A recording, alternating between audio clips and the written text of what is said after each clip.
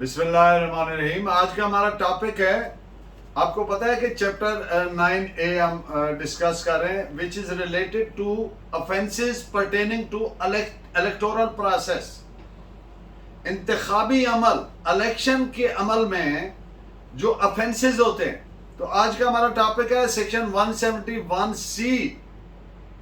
یہ ریلیٹڈ ہے کہ اگر کوئی شخص کسی امیدوار کو یا کسی ووٹر پہ انڈیو انفلوئنس ایکسرسائز کرتا ہے، ناجائز اثر رسوخ کا استعمال کرتا ہے، تو یہ جرم ہے.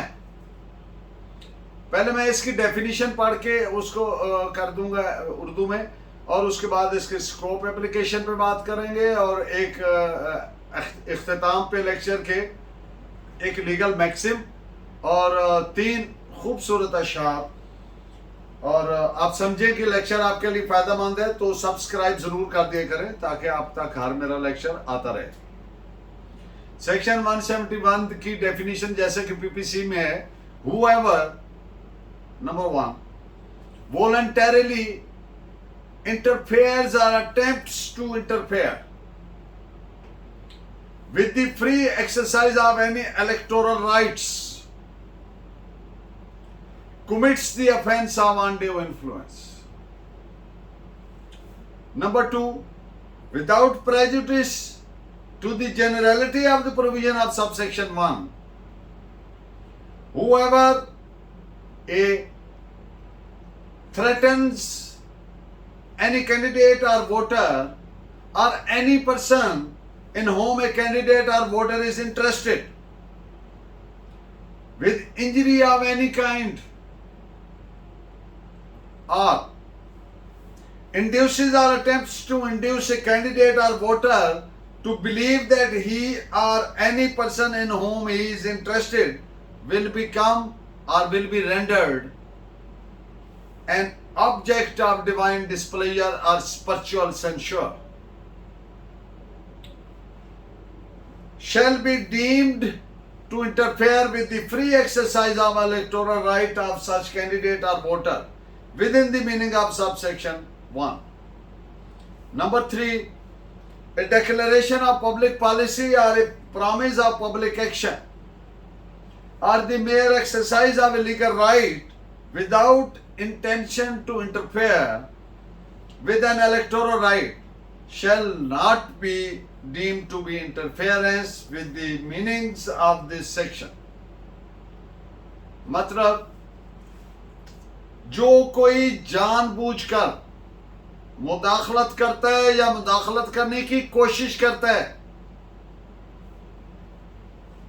آزاد انتخابی حقوق کے استعمال میں، in free exercise of electoral rights, وہ ارتکاب جرم کرتا ہے. کس کا؟ ناجائز اثر رسوخ کے استعمال کرنے کا یا استعمال کرنے کی کوشش کرنے کا.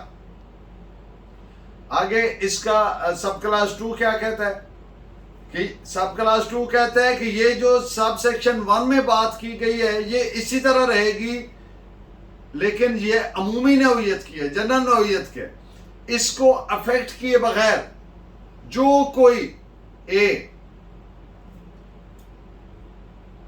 کوئی امیدوار کو یا ووٹر کو یا کسی ایسے شخص کو جس میں امیدوار یا ووٹر انٹرسٹڈ ہے اس کو دھمکی دیتا ہے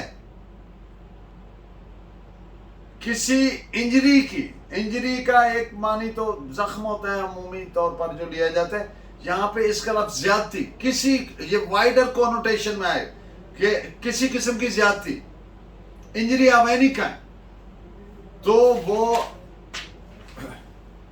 یا کسی امیدوار یا ووٹر کو انڈیوس کرتا ہے، مائل کرتا ہے یا مائل کرنے کی کوشش کرتا ہے کہ وہ جس شخص میں انٹرسٹڈ ہے، یا اس شخص کو مائل کرتا ہے یا کوشش کرتا ہے جس میں وہ امیدوار یا ووٹر انٹرسٹڈ ہے. اور اس کو کیا خوف دلاتا ہے کہ اس پر اللہ کی ناراضگی ہوگی، یا اس پہ روحانی ڈانٹ پڑے گی، روحانی طور پر اس کے لیے مسائل ہو جائیں گے. تو ایسے امیدوار یا ووٹر کے آزاد انتخابی حق کے استعمال میں ایسی چیز کو ناجائز انڈیو انفلوئنس سمجھا جائے گا۔ نمبر 3 ہے کہ کوئی عوامی پالیسی یا پالیسی کا اعلان یا محض انتخابی حق کا استعمال بغیر اس ارادے کے مداخلت کرنی ہے تو وہ اس کی انڈیو انفلوئنس کی ڈیفینیشن میں نہیں آئے گا۔ اب ہم اس کے سکوپ اپلیکیشن وغیرہ پہ چند کے اصلاح کی صورت میں تاکہ کنسپٹ کلیئر ہو جائے۔ سب کانٹیننٹ میں آپ جانتے ہیں کہ ڈیفرنٹ قومیتیں آباد ہیں، مسلمز ہیں، ہندوز ہیں، سکھ ہیں، عیسائی بھی ہیں، اور اس کے علاوہ بے شمار قومیتیں۔ اگر کوئی کسی سیاسی جماعت پہ یہ تنقید کرے کہ اس سیاسی جماعت کی جو پالیسی ہے وہ کمیونل بیسڈ ہے، ایک پرٹیکولر کمیونٹی کی بات کرتی ہے، اس پرٹیکولر کمیونٹی کے مفادات کو آگے لے کر چلنے کی بات کرتی ہے، تو یہ اس کی ڈیفینیشن میں نہیں آئے گا، کیونکہ دیکھنے والی چیز یہ ہے کہ اس نے مذہب کی بنیاد پر نفرت انگیزی نہیں پھیلائی، اشتعال انگیزی نہیں پھیلائی، اور اس کی پالیسی پہ تنقید ہے۔ یہ تنقید جو ہے یہ وہ اس کی پالیسی پر ہے، اس لیے یہ انڈیو انفلوئنس کی اس سیکشن 171C کی ڈیفینیشن میں فال نہیں کرے گی۔ اس پہ آپ ججمنٹ نوٹ فرمائیں۔ AIR 1959 الہ آباد پیج 264۔ ناجائز اثر رسوخ کا استعمال کرنا، ایکسرسائز آف انڈیو انفلوئنس، یہ ایک بڑی وائڈر ٹرم ہے، وسیع معنوں میں استعمال ہوا ہے یہ لفظ۔ یہ جو انڈیو انفلوئنس ہے یہ ڈائریکٹ بھی ہو سکتا ہے، یہ انڈائریکٹ بھی ہو سکتا ہے،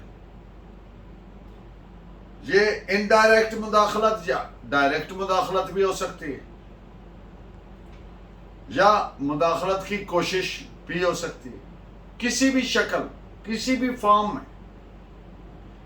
لیکن یہ یاد رہے کہ اس میں انڈر کمپیلشن ورڈ نہیں، یا کمپیل کر کے وہ انٹرفیئر کرنے کا لفظ یوز نہیں ہوا، مجبور کر دینا کسی کو، وہ لفظ استعمال نہیں ہوا اس میں۔ سوری، اس پہ 3 ججمنٹس آپ نوٹ فرمائیں۔ AIR 1959 اڑیسہ 18، یہ ڈی بی کا فیصلہ ہے۔ AIR 1959 supreme court 855 and AIR 1968 supreme court 904۔ اگر کسی کینڈیڈیٹ کے خلاف کوئی پمفلٹ چھاپا جائے، اشتہار سرکولیٹ کیا جائے، تقسیم کیا جائے، جس میں اس پر کوئی غیر اخلاقی ایلیگیشن، الزام، تہمت امپیوٹ کیا جائے، اس پہ لگائی جائے، تو یہ اس سیکشن کی ڈیفینیشن میں فال کرے گا۔ یعنی کسی شخص کو یہ آزادی نہیں ہے، اجازت نہیں ہے کہ وہ مخالف کینڈیڈیٹ جو ہے اس پر غیر اخلاقی نوعیت کے الزامات لگائے۔ یہ جرم ہے سیکشن 171C کے تحت، یہ انڈیو انفلوئنس ایکسرسائز کرنے کے زمرے میں فال کرتا ہے۔ اس پہ آپ ججمنٹ نوٹ فرمائیں۔ AIR 1970 سپریم کورٹ پیج ہے 2090۔ کنویسنگ کرنا، اپنی الیکٹورل کمپین کو چلاتے ہوئے کنویسنگ کرنا، لوگوں کو موٹیویٹ کرنا، مائل کرنا پازیٹیولی،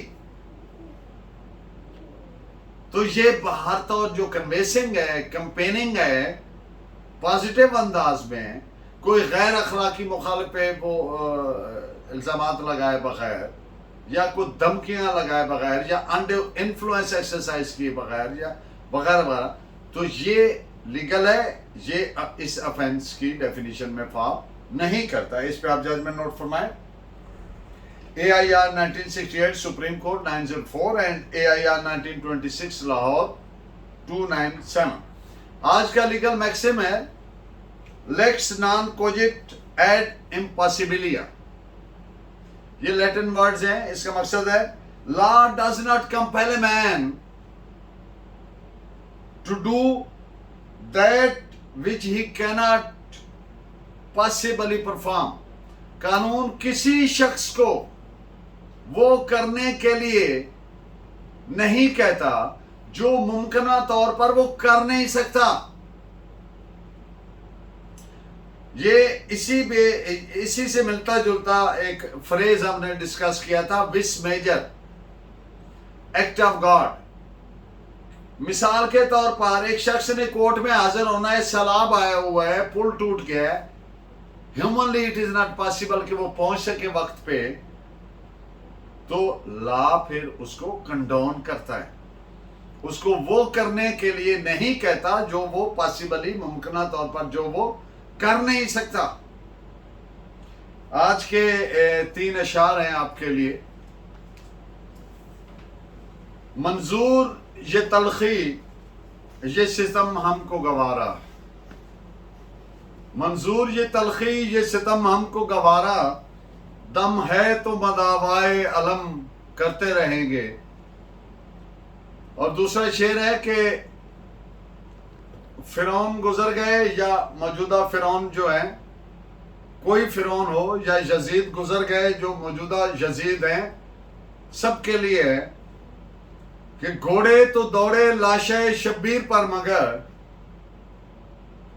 گھوڑے تو دوڑے لاشے شبیر پر مگر، تاریخ نے یزید کو پامال کر دیا،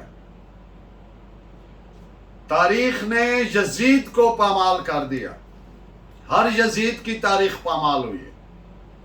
اور آخری شعر ہے دل نا امید تو نہیں ناکام ہی تو ہے، دل نا امید تو نہیں ناکام ہی تو ہے، لمبی ہے غم کی شام مگر شام ہی تو ہے. آپ کا بہت شکریہ، میں شکر گزار ہوں آپ کے ویلیبل کمنٹس کا. Please keep watching and guiding me by your valuable comments. اللہ نے کے بعد